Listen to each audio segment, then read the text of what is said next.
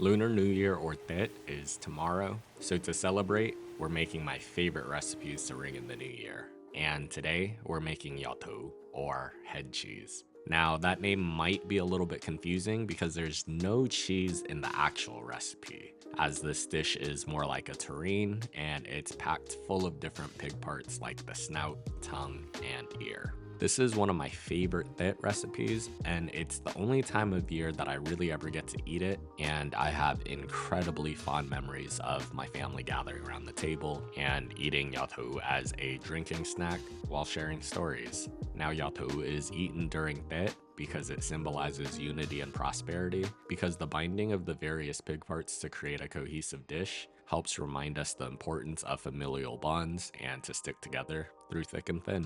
So do me a favor and make sure you like, comment, share, and save this video. Alright y'all, remember to wash your hands.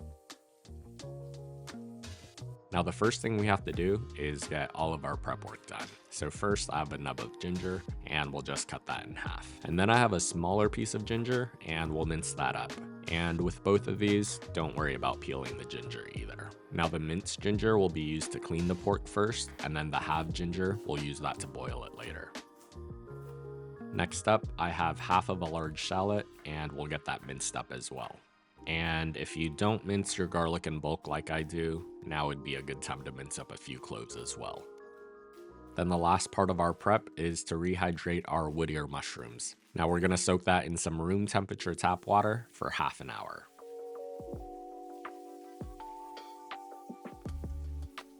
And once the wood ear mushrooms have softened, we'll drain it and squeeze out any excess water.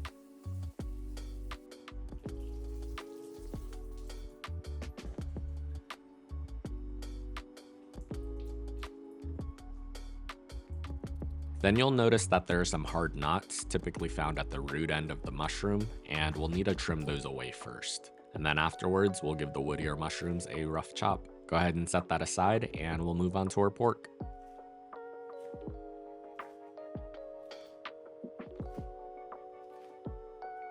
Now, traditionally for Gio Thu, it mainly uses pig snout, tongue, and ear, but if you like your Gio Thu a bit meatier, you can also include the cheek or hock as well. Now for this recipe, we're gonna need 1 snout, 1 tongue, and 2 ears. And to make sure that our Gio Thu is delicious, we'll need to make sure that we thoroughly clean it to reduce its porky odor. So I'm gonna get my pig parts into a big bowl, then we'll scrub it with our minced ginger, some kosher salt, and white vinegar. Make sure you scrub the pig parts really well, and then we're gonna give that a quick rinse, and then we'll repeat that step to ensure that it's clean and ready to use. Now to a big pot of boiling salted water, I'm gonna boil the pork with our ginger. And if you like this recipe and you wanna learn how to make more of your favorite Vietnamese and Asian dishes, make sure you subscribe and turn on your notifications to stay up to date on all my latest posts. And we'll bring this up to a rolling boil, reduce the heat to medium-low, and then cover it with a slight crack, and we'll let this simmer for 30 minutes or until tender. Now, after half an hour, we're gonna drain the pot, and we'll give our pork a quick rinse with cold tap water to make it easier to handle.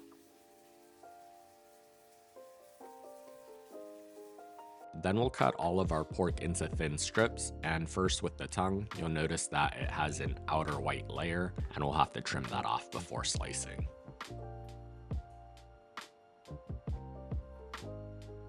Then we have our pig snout, and we'll cut that into half first, and then into thin strips as well. And with the snout, there might be some hairs on it, so go ahead and trim that away as well, because we don't want that in our Gio Thu.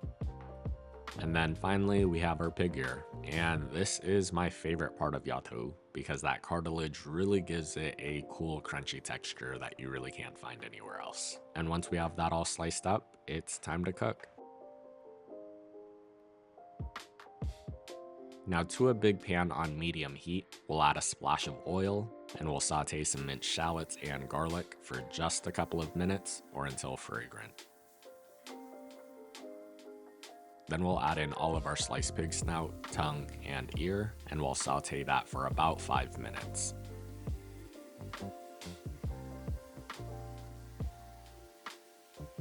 And as you're cooking that, Go ahead and add in a 1/4 cup of water to help loosen it up.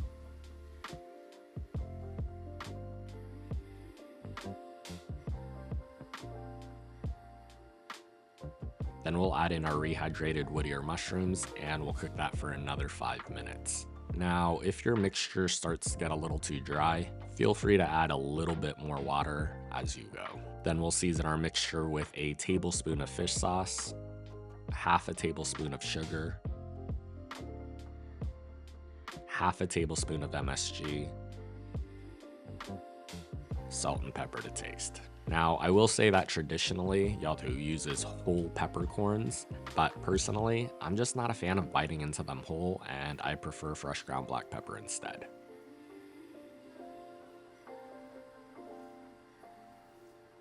And it is important that you give this a little taste test before we roll it to make sure that it's adequately seasoned to your liking. And with all of that done, it's time to roll it up. Now, if you have a mold, you'll get a much more uniform Gio Thu, but if you don't have one, you can use an empty can and stuff it in there firmly. But for me, the most accessible way is to just roll it in foil because most of us already have that on hand. So I'm gonna add about 1/2 of our mixture onto a big sheet of foil and we'll roll that up as tightly as possible. Now the gelatin in the pork skin will help hold everything together as it cools, but we wanna make sure that we try to reduce the amount of air pockets.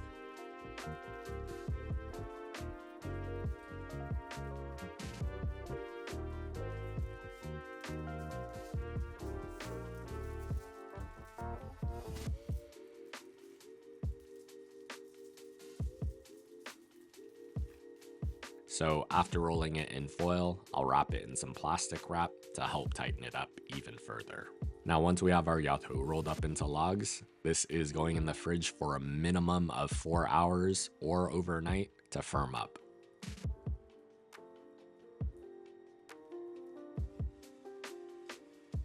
It's the next day now, so it's finally time to cut up our Gio Thu and serve it up. So first, I'm gonna cut our logs in half and we'll peel away the foil and plastic. And from here, you can either do thick slices and then cut into 1/4 wedges, but personally, I like the thinner slices, so we'll just cut that up.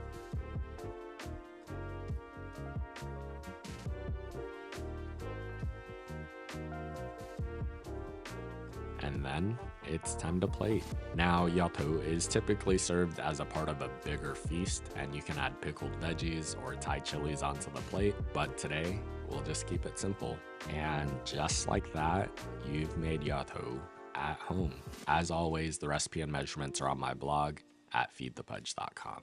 And if you've made it this far, let me know in the comments section what your favorite Lunar New Year dish is. Thanks for watching, and I hope you enjoy.